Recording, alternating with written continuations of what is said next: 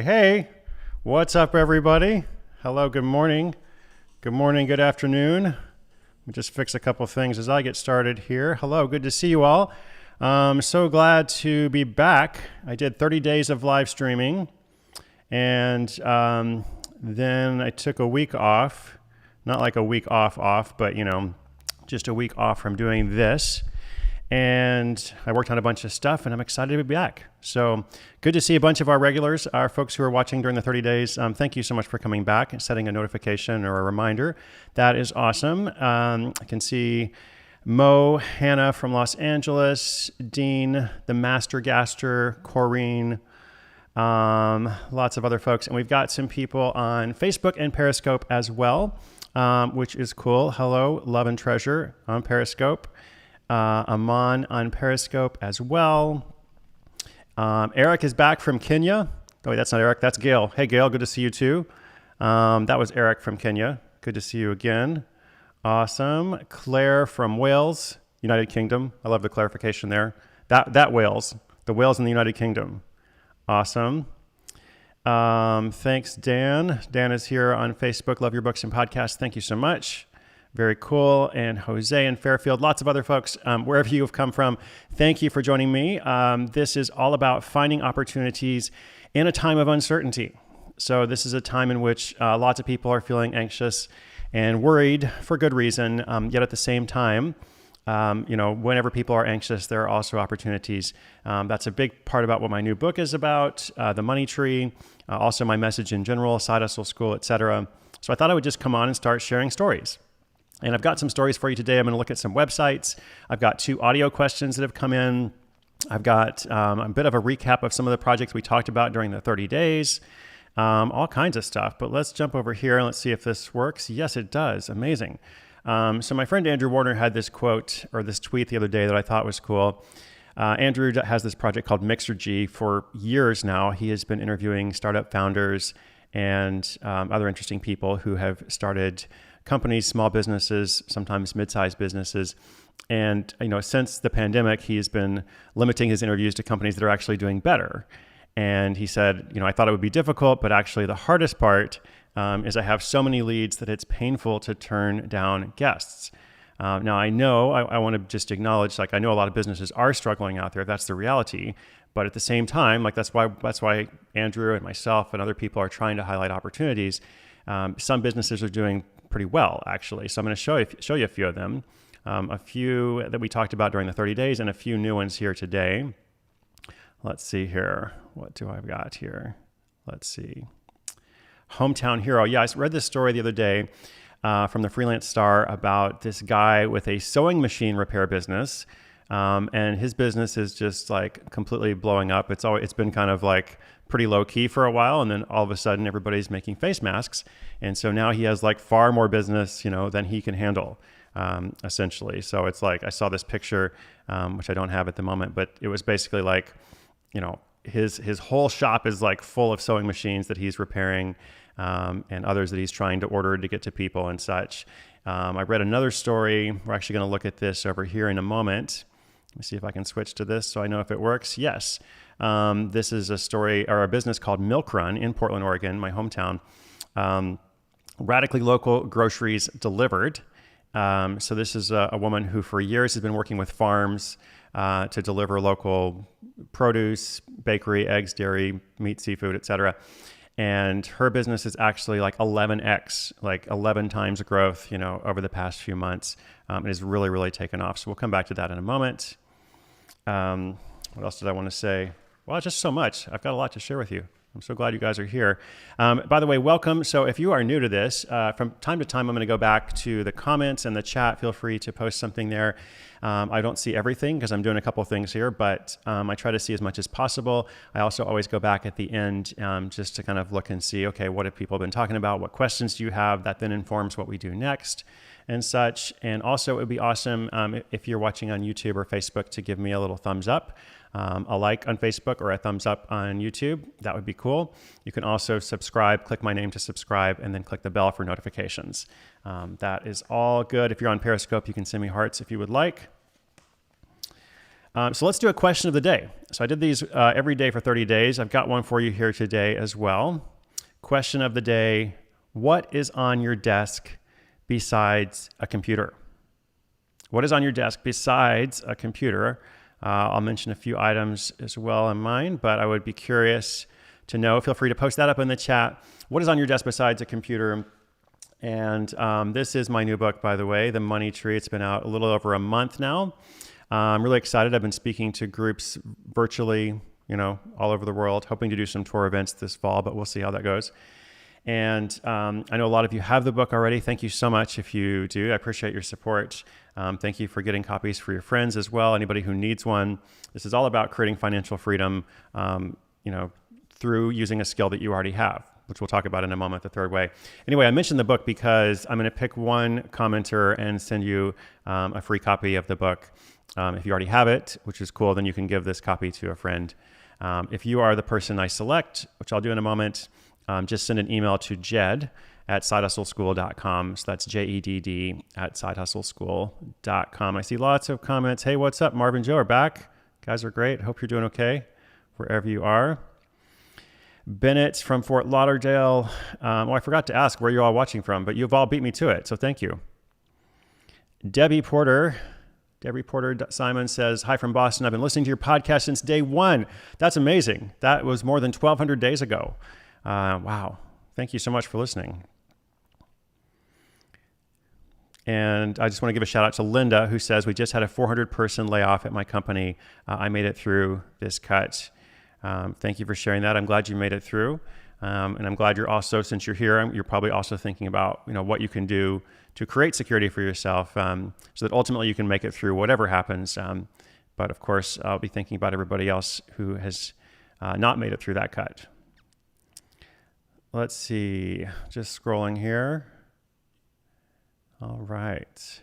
Okay, so what do you have on your desk? Let's stay on topic here. You got your ADD host, but I'm excited to be back. So MC Ayler, McKayler says Tibetan singing bowls. Rachel doesn't have a desk. Brooks has a microphone. Me too. A water bottle and a notebook. I have all those things as well. Hannah has a picture of her nephew. Robert has an inspirational calendar. Kareen, a ton of papers and books. UK from Singapore, I think, right? Scratch pad and pen. Awesome. Stephen Smith, coffee, and the Money Tree book is behind me. Awesome. Cheers. Coffee, although this is actually empty now, but let's imagine that it's a full cup of coffee.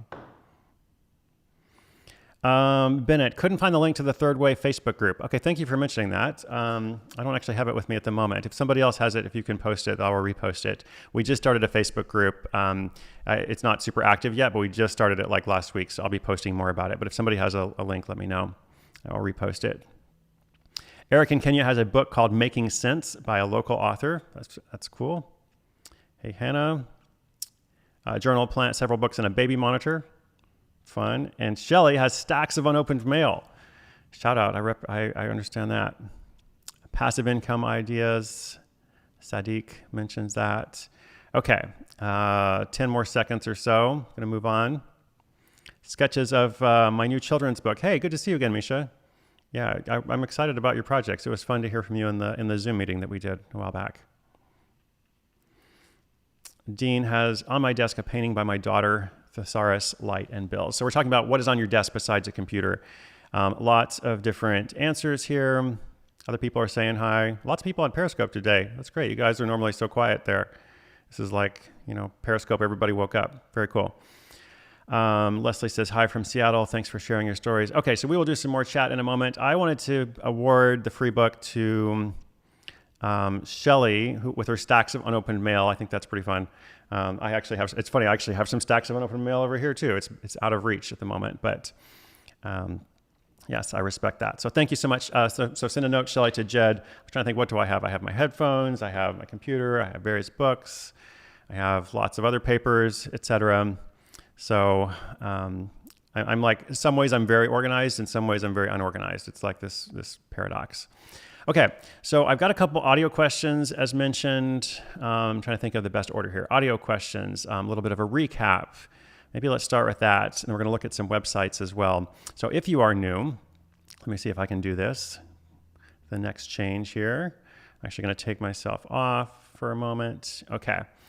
So we've been doing third way meetings on Zoom. We've done 2 of them so far. The third way group, I'll explain a little bit about that in a moment. What is it? It's essentially, people like those who are watching who are all trying to start a little project, all trying to make money apart from their day job. So our next meeting is going to be Thursday, June 4th. We're going to change the time zone on this just to kind of accommodate people in different parts of the world. So this one will be at 12 p.m. Pacific time. So that makes it difficult for our folks in Asia and Australia, New Zealand, but it makes it easier for our folks in Europe. And then we'll probably go back for the next one. If you want to sign up for that, you can go to aonc.co/thirdway1. I just realized that maybe the date is not correct on that website when you go there, but the sign-up process should still be accurate. So if the date is wrong, just go ahead and sign up. It's free. Okay, so I alluded to this briefly earlier. The whole point of all this is like we're in this world in which everything is different. I mean, in some ways we're coming out of it, in some ways we aren't. It's very different depending on where you are in the world, different impact and such. But nevertheless, it's a time of great uncertainty. And even if your part of the world is doing better than some others, like we're all in a global economy, everything is connected. And so a lot of people are afraid. So that is, one reality, and it's true. And at the same time, like there's this question of, okay, where is the opportunity in the uncertainty?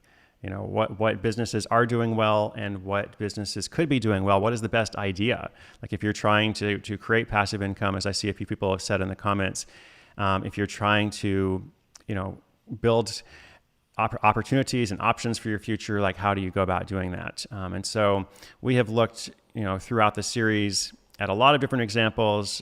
This is, I believe, Fiona in Ireland, she's a nurse, actually. Shout out to all the nurses and healthcare workers of the world. But she started this candle business, and she started it like right before everything kind of hit. And her whole strategy was to do like retail wholesale, which obviously hasn't worked out so well for the past few months. So she was able to transition and started focusing a lot more on her online store ever since COVID hit.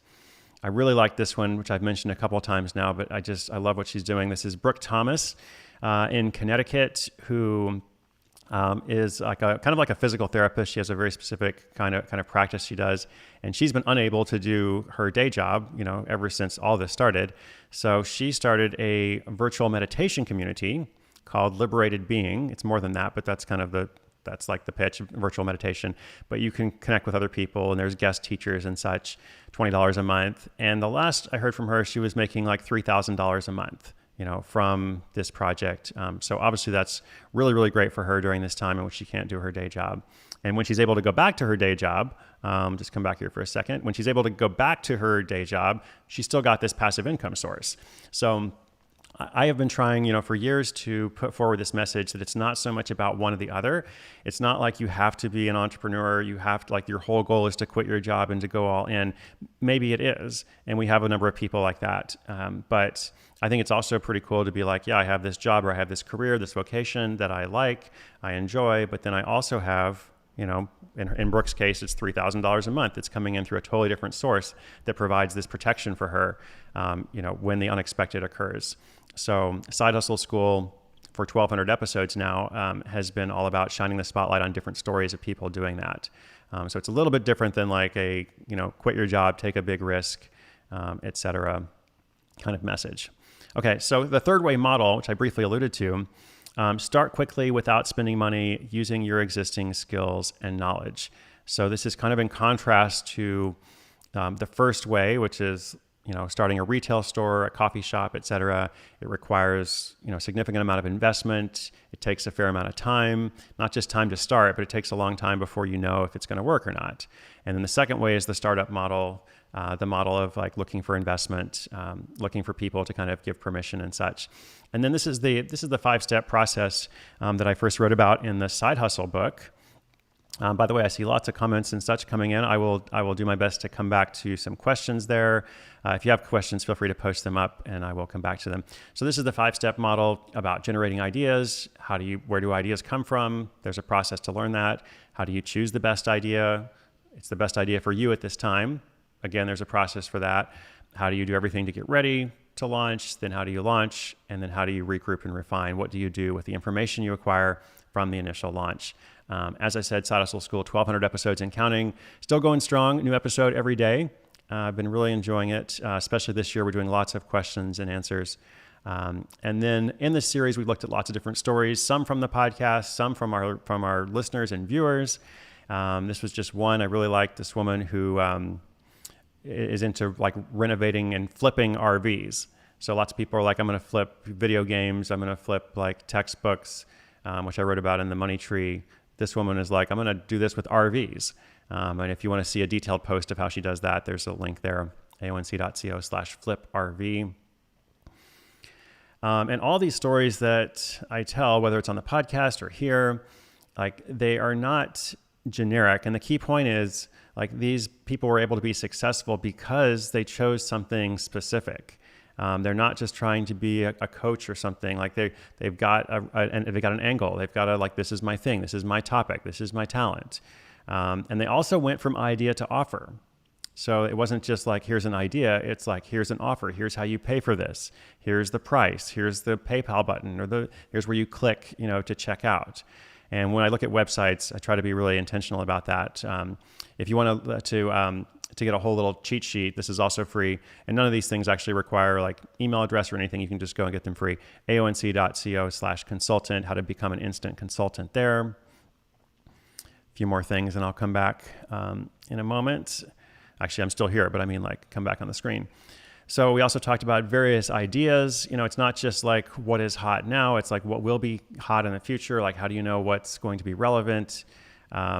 Millions of people now, or tens of millions, hundreds of millions are using Zoom, for the first time, doing lots of virtual work, remote work, which is new to some people. I think the idea of recovery tours for small businesses, once, you are able to get out and about, depending on what part of the world you're in, I think that's something that has some promise. And again, it's not just like, what are the specific ideas? It's like, what is the process you can learn so that you can come up with these ideas yourself and not just get them from somebody else. We talked a fair amount about reselling. The average US household has at least $2,200 of items that could easily be resold. It's a really great gateway point to get into all this kind of stuff. You can list those items on lots of different platforms. If you're in a different part of the world, it could be some different platform, but you probably know what that is. And there's some of the big ones. If you have questions, let me see if I can bring myself back. Oh, I'm back. Come to sidehustleschool.com/questions, and we feature questions there on the podcast. I'm going to play a couple of them for you here just now. And then I'll also feature some of them in this ongoing series as well. Okay. So let's see, just going to take a quick little peek at the comments. Then I'm going to do a couple website reviews or features and then audio questions. But let me see what people are saying so I don't miss it. Alejandro, I just finished $100 startup. Loved it. Thank you. There's Christine. Hey, Christine, what's up? Today's shopping day. Awesome. This is a long comment. Let's see if I can fit it on the screen. Whoa, takes up my space, my face, but it's a good comment. So look there. Jennifer is like, I've been doing hair and nails for 20 years. 3 years ago, I fell in love with the idea of a coffee truck. I bought the $100 startup, slowly working on the coffee biz, but I've decided now's the time. Okay, that's great. Thank you for the comment there. That's awesome. Caitlin, Liberated Being. Yeah, that was the name of the virtual meditation business. Okay, great. Oh, somebody's already responded. Thank you for responding to those comments because I'm not able to see them. Okay, I'm going to move on because I want to show you a few things. Let's go over here. So I mentioned Milk Run. Let's take a quick look at their website. I thought this was just a very well-designed website as well. Just very bright and vibrant, all the colors, but it's also really clear what it's about. Like if you want to, order any of these things, it's super simple. I can add some eggs to my cart there. I can buy some hand sanitizer while I'm at it. So a great model that, is obviously like local. So this is something that could be done in different places. And right now it's focused on Portland, Oregon, as I said. So for the next two that I want to show you, I actually have some audio that goes with them. So switch over to this. Let's see if this is going to work. I'm going to attempt to play something here. Hi, Chris. This is Sergio from El Paso, Texas. I've been a fan of the Side Hustle book and podcast for a while now. My side hustle is Nudgeable. It's a mobile app for the Apple Watch that uses haptic taps to help people who struggle to maintain their attention and focus. It's basically a tool for people like myself who often have their heads stuck in the clouds and just need an occasional nudge to get their heads back in the game. I have limited time and funds to be able to work on this project, unfortunately. I often have to decide between App Store optimization, reaching out to productivity influencers, or working on upgrading the app itself. I've been working on this app for over a year now with moderate success. So my question is, how should I focus my time and resources moving forward? Thanks, Chris. Awesome. Okay, so hopefully you're able to hear that question. Let us go back now and look at Nudgeable, which I thought was pretty cool. When I first heard about this, I was like, oh, I need this myself. So this is an app specifically for Apple Watch. You get it for your phone and then you install it on your watch, I believe. And so it uses haptic taps, like these little like vibrations, to help you stay focused. Subtle periodic taps to keep you on track. The branding was really great here too, by the way. I just love this bright color and, large font, etc. So what I thought about it was like, this is an interesting question. And I actually spent like probably 5 minutes talking about it on the podcast coming up. So we'll just do a very short version here. But when you have something that works moderately well, it's always tricky, right? Because if it doesn't work at all, then it's like, okay, I'm done. If it works great, then you're like, keep doing that. But when it works moderately well, that's what's hard. And I think almost like this project is really well done. Like I said, the branding is great. I get the concept. I almost feel like Sergio has taken this as far as he can for now. And I'm not sure like what else he could do to really like level it up, because it does seem kind of leveled up. So to me, the question is just like, maybe it's time to move on to something different, or maybe it's like, this is going to lead to the next project, or maybe it's something, since he's really into productivity, like, is there a bigger and better productivity project that he could then eventually combine these two, or they could be connected in some way. But it's hard if you're doing the same thing for a while and not seeing like the results you want. Even if it's moderately successful, I think it's usually good to move on to something different. But I thought it was really cool. So I actually downloaded this myself. You can check it out. It's Nudgeable if you look in the App Store. And like, this is the website, but you have to go to the App Store to download it. So that's one. And then I've got one more. Let's see, one more audio question that came in. Let's see here. Caitlin says, I need Nudgeable. I do too. This is from Susan, I believe. Hi, Chris. This is Susan from Austin, Texas, and I've been listening to the show since it first launched. My side hustle is called Grammar Geek Greetings, and my question is about getting customers to leave me reviews on Etsy. I do have some reviews, and they're all 5 stars, but I would love to get more reviews, and I'm not sure how. When I send the shipping confirmation, I do include a personal note thanking the person for their order and asking them to leave me a review if they like the card. Then when I ship the cards, I enclose the business card with my logo and a handwritten note on the back, in red pen, of course, reiterating this request. I believe Etsy also reminds customers to leave a review. Do I need to tweak this messaging? Is there something else I should do? Thank you so much. Okay, so let's take a look. Let me go first to, just quick comment on reviews. So what Susan just mentioned, actually, she's doing everything right. So she's kind of like Sergio in a different way. She mentioned like she's trying to get more reviews, which are critical. This is important for your Etsy store, for any like your Yelp, anything that you have public reviews on. It's really important, and especially in the early days, to like build up some reviews. That's why like when I have a book out, like I'm always like encouraging people to leave an Amazon review for me or a Goodreads review, just because it matters. Like people actually do look at those things. So she's doing everything right in terms of like, including a personalized note. I forget what else she said, but basically she is encouraging people to do that. I think I have her website pulled up as well. Let's see here. All right, we're going to close out Nudgeable. We're going to close out Milk Run. So this is Grammar Geek Greetings. So you can see it on Etsy, etsy.com/shop/grammargeekgreetings. So she's just got funny grammar wedding engagement cards, Jewish wedding or celebration cards. And some of them are related to the pandemic. We may not have toilet paper, but at least we have each other. Others are just grammar corrections. Let's see if I can pull that up. So just kind of a cute thing. And she has really good reviews. If I scroll to the top, or she has 7 reviews. But my comment, and we also talk about this on the podcast, is okay, she's doing everything right. How can she get more reviews? Well, the issue is she has 27 sales. So 27 sales and 7 reviews, that's a pretty good ratio, actually.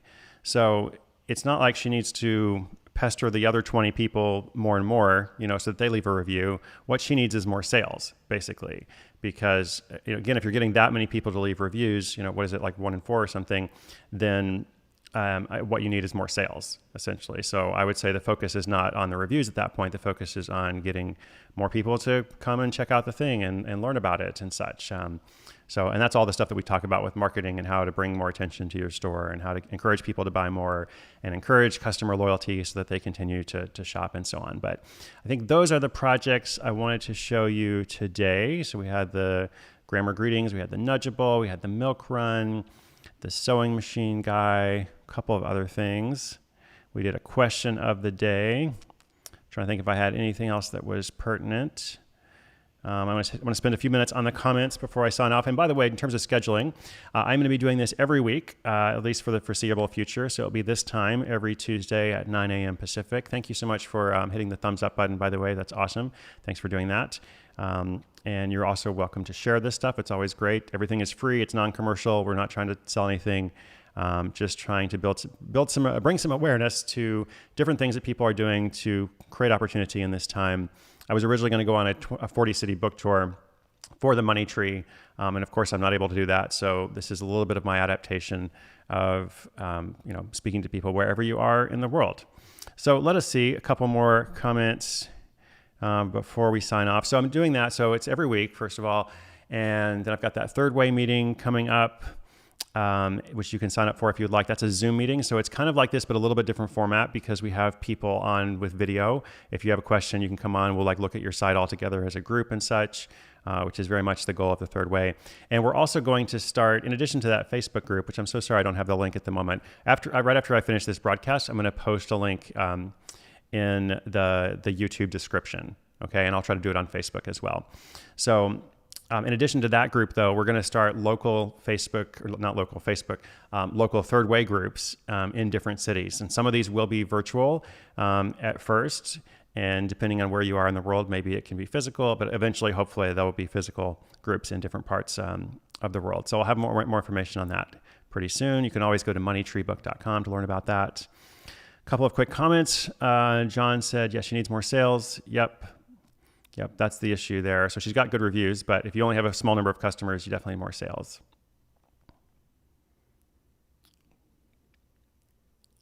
Love and Treasure asked me what world record that I've set has been I haven't set that many world records.